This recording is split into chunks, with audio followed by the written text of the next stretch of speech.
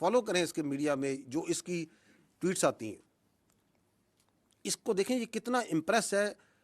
जो एक नॉन गद्दार है इस मुल्क का, शेख मुजीबुर रहमान, उसकी अफकार से कितना मुतासिर है, बार बार उसको कोट करता है, उसकी मिसालें देता है।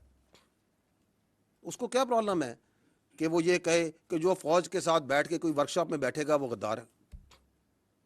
He has absolutely no problem because that is what he believes. क्योंकि वो ये समझता है कि उसको सारा इल्म है, उसके अलावा सब गलत है, और जो वो कह रहा है सब ठीक है। और अगर आप उसके लिए काम करें, उसके साथ चलें, तो आप भी ठीक है।